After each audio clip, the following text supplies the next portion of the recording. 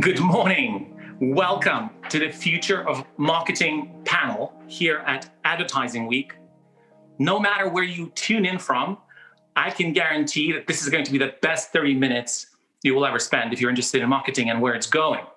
My name is Tadas Jucikas, and I'll be your moderator today. I'm the founder and CEO of Genus AI, where we build AI tools to empower marketeers, and our mission is to accelerate this future and help it come a little bit sooner. Check out our masterclass and interviews to learn more. Today, we're joined by the four very distinguished panelists, Vanessa, Hanneke, Matt, and Jeff, who bring a true depth of experience, and each come from core pillars of the marketing ecosystem. Vanessa, agency, Hanneke from brand, Matt from platform, and Jeff from network. I'd like to invite them to share their backgrounds and current areas of focus for the viewers. And perhaps, Vanessa, if you don't mind to begin. Sure, absolutely. Thank you so much for having me. I'm excited to be here. I come from a pretty traditional marketing history. I had the great fortune of joining digital in its infancy, when it was still in its infancy, I guess. I'm just really excited to see where things continue to move and to evolve, and be at the forefront of everything that is never been done before. So, thank you so much, Vanessa. Hanneke, please. Hi, everybody. Good morning, and thank you for joining into Advertising Week, and thank you for having me on this panel today. Oh gosh, I don't think that I'm ever going to get used to presenting and talking to people without being able to look them in the face. But hey, we're going to give it a try anyway, right? So I'm the Chief Marketing Officer at 7th Generation. My background is with Unilever. As I always like to say, Unilever has been an amazing travel agent for me. I started my career in the Netherlands, and I've been based in Moscow, Rome, London, and Milan.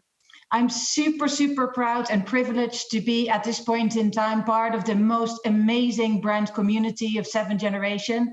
Such a passionate group of people who are working their hearts out to create a healthy, sustainable, and equitable place for the next 7 generations.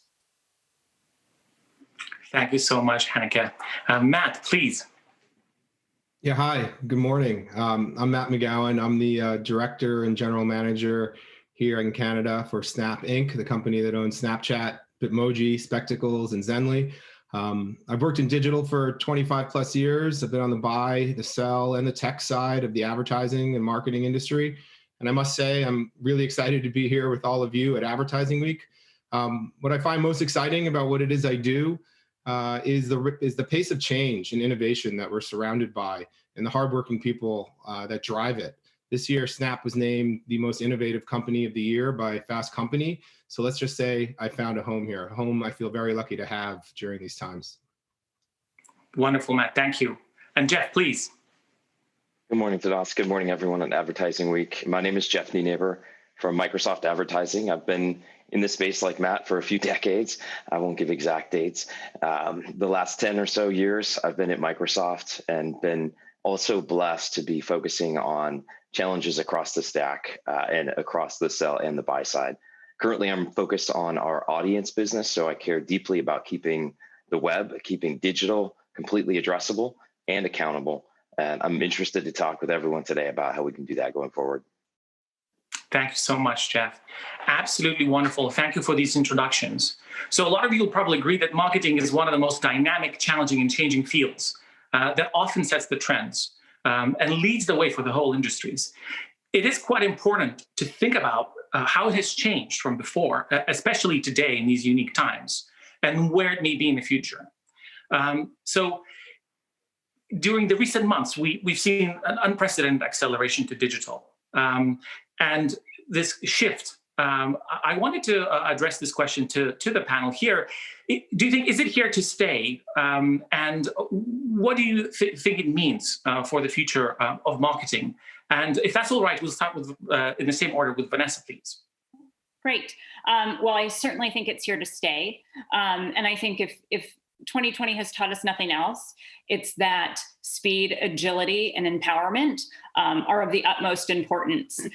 Coming off the debates last night, and the speed and response to which the campaigns kind of captured the moment in culture and really were able to connect with their audience in a really timely and appropriate way, I think was incredible, and a real world day before example of the importance of that speed and agility. And I also think that, the days of the long processes of approvals and kind of top-down marketing have certainly shifted. And again, it's about the empowerment of a smart, strategic, culturally relevant team to respond to things that people care about.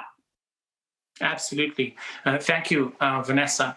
Hanneke, do you see the same from the perspective of leading the marketing for a brand? Yes, at 7th Generation, we've seen tremendous changes.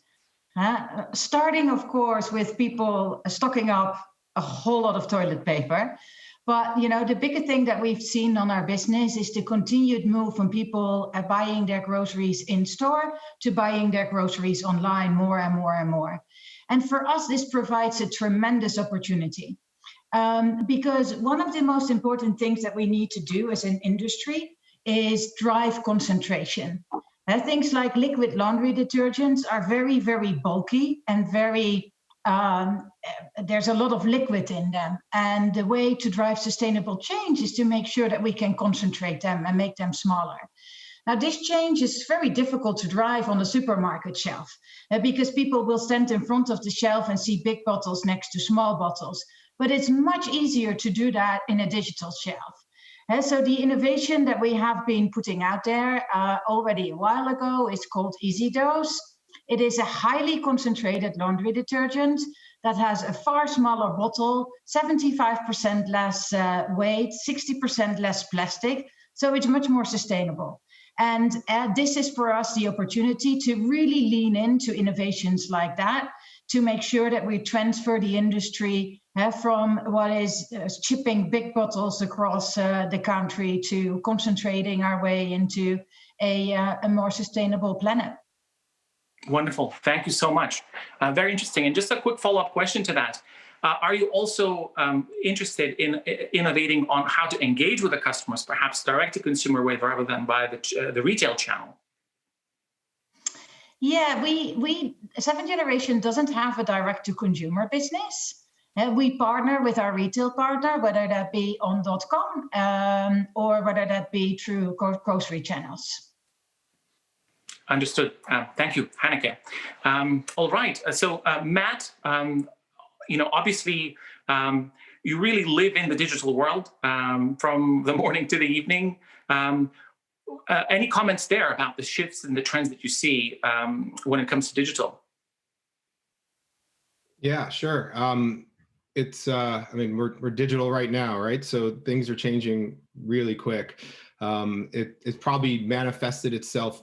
The rate of change has manifested itself most in e-commerce and digital online kind of streaming and digital video. But if you think about it, I like to think about it from like the consumer perspective, because at the end of the day, that's who we're trying to engage with. And when I went to school, I was taught that like companies' sole purpose was to make profits for its shareholders. And I feel like that view might be a bit outdated. And a lot of the data that we look at every day, and when we speak to our customers, we hear that like today, the shareholders as well as the consumer expect more from companies that the companies that they associate with and that they buy from. And that more seems to have manifested itself in things like authenticity and purpose. And it's these principles I feel like that are more important than ever to the consumer of all ages. Whether they're the largest generation like millennials and Gen Z or the older generations.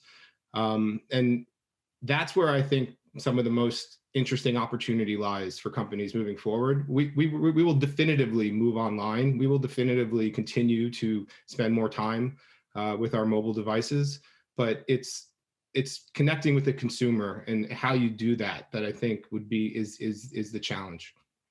Wonderful. Thank you.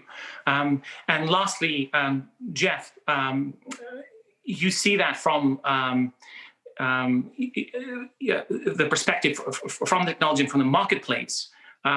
What observations can you share with us today regarding this?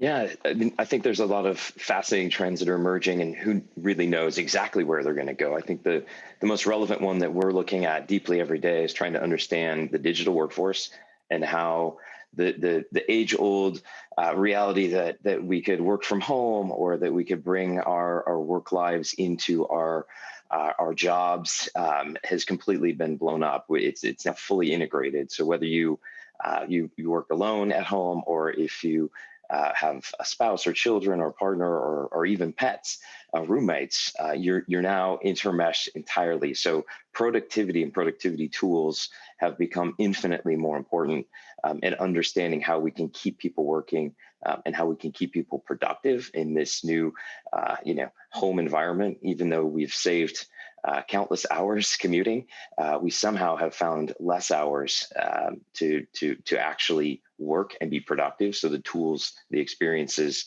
even the messages from brands need to be focused on allowing people to save time and be more productive. Absolutely. Wonderful. Thank you so much.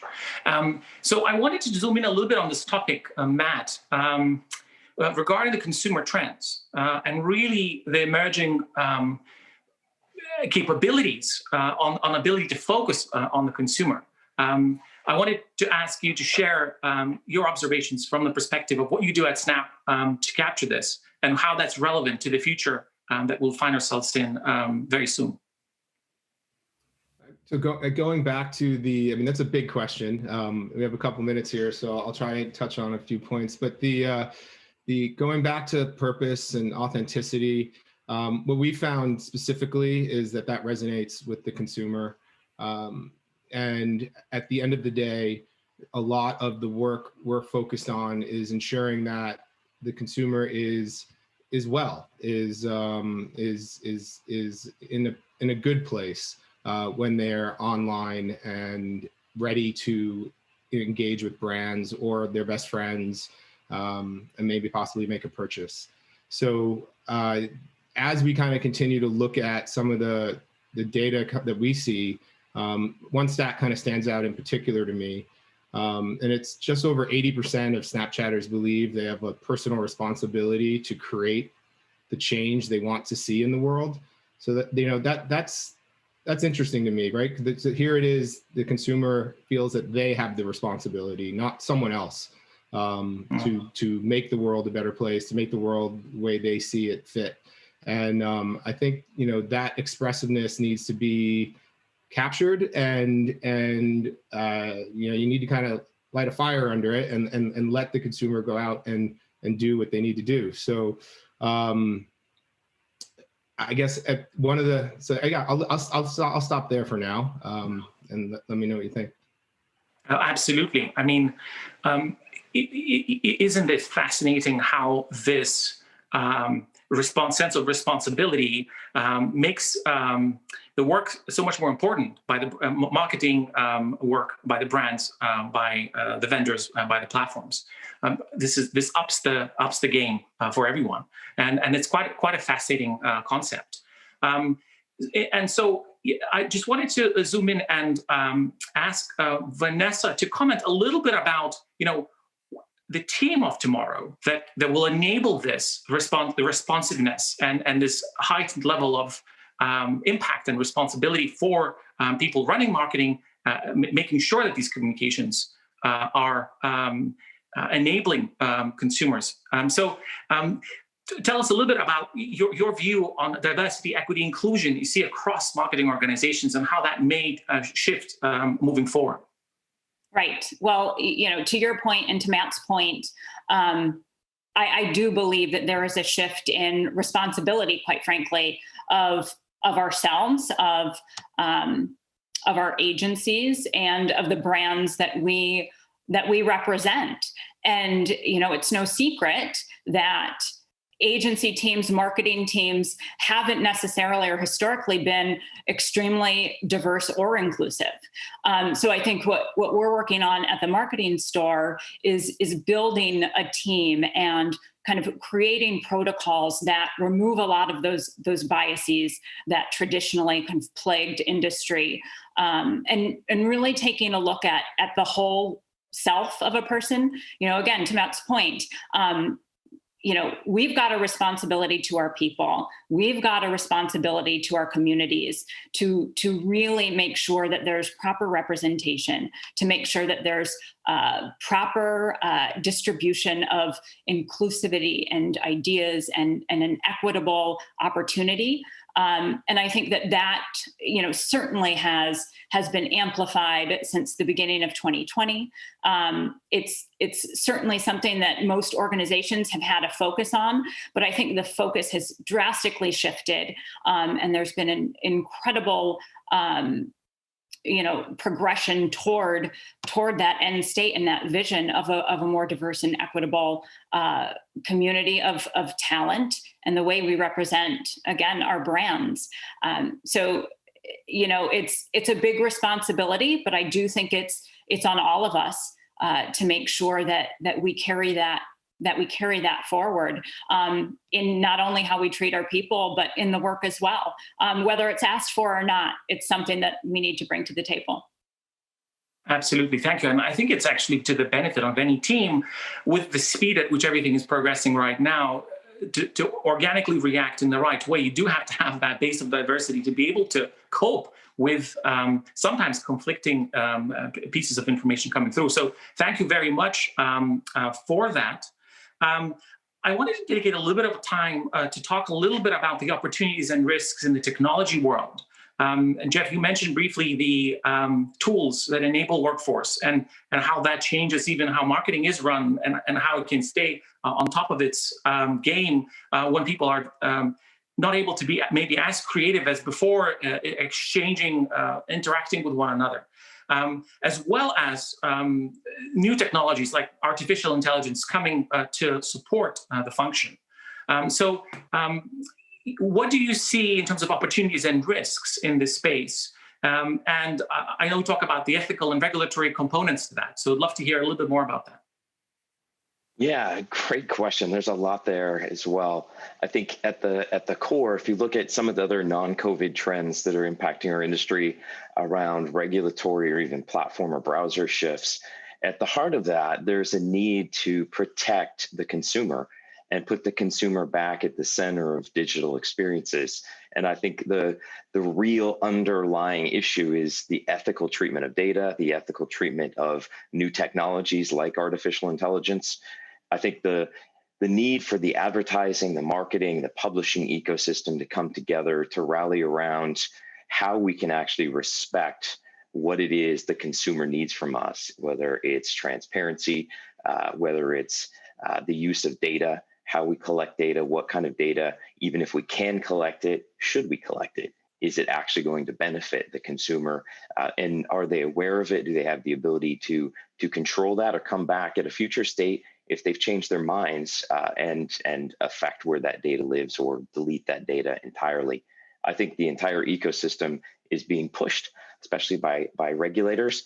And I think it's on us to really take the step forward to understand what is ethical, what does that look like for the industry, and then how do we parlay that into an economy that continues to support the publishing ecosystem, the news ecosystem, which is still very, very important, and keep it vital, keep the dollars flowing, keep it addressable and accountable, but put ethics back at the center of our economy. Absolutely. And these are difficult topics that require that leadership and require commitment from all the players in the ecosystem to commit to deliver and develop well. So thank you for sharing that.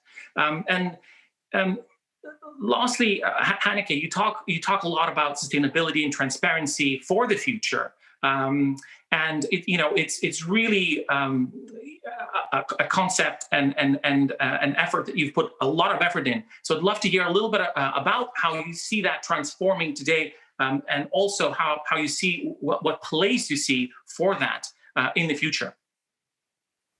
Yeah, a great question, and absolutely agree with that. You know, transparency is such an important and key point to make here, right?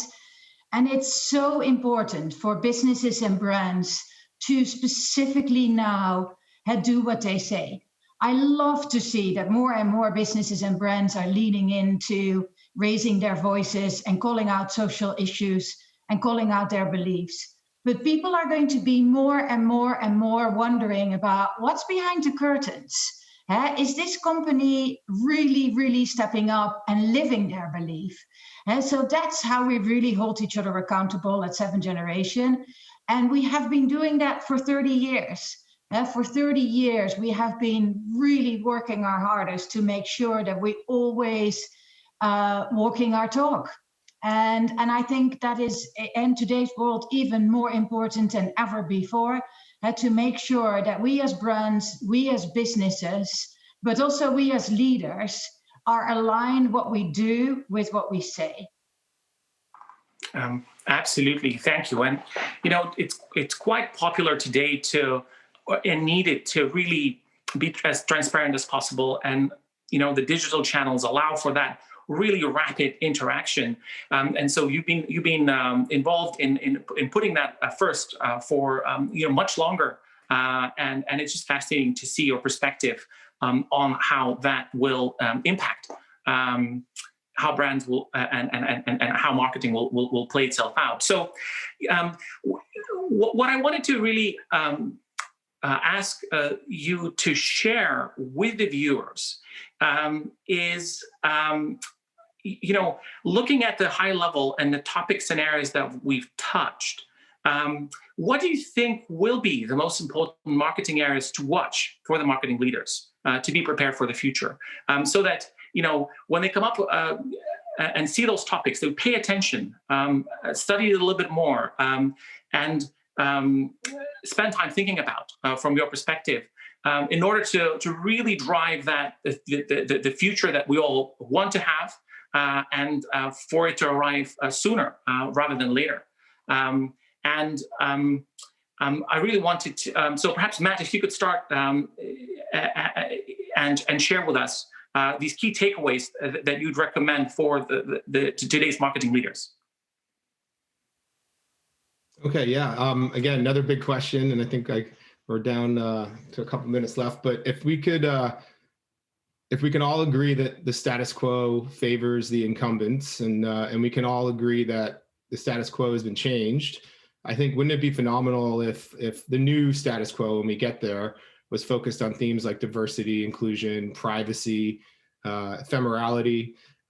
Imagine a world where digital players and platforms re-earn the trust of the consumer. I think that should be the focus. I think that's where many of us want to take the industry. Wonderful, thank you. Thank you. Vanessa. Yeah, you know, to echo a lot of the points already made, I think the expectation of brands and individuals who represent them are higher. I think we have a responsibility to make sure that we're doing right by each other.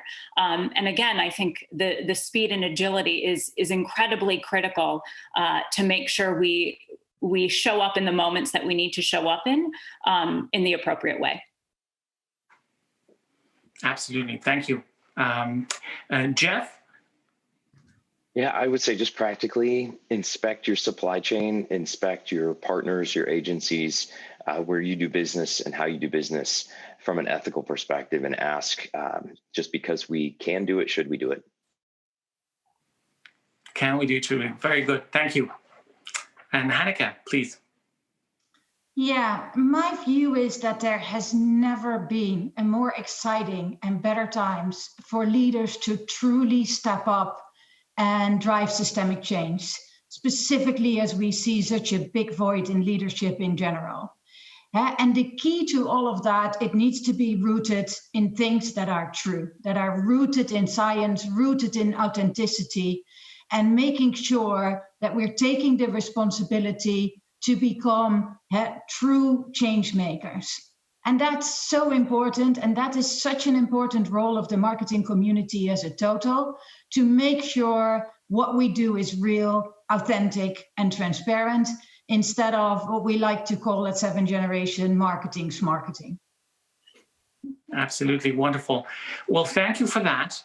These are fantastic takeaways and really important components to keep in mind to make ourselves better and make the world around us a better place. You really, to close to today's session, I really wanted to thank every single one of you for your time, and really thank the viewers for tuning in to get a glimpse a little bit of what's to come and what we might expect in the future. And it's extremely inspiring to hear these very positive views and specific steps that we can take to get closer to that future. Thank you everyone for your time today. And I look forward to continuing this conversation over the years to come to see where we get soon. Thank you very much, everyone. Thank you. Thank Bye. you. Thank you. Thank you.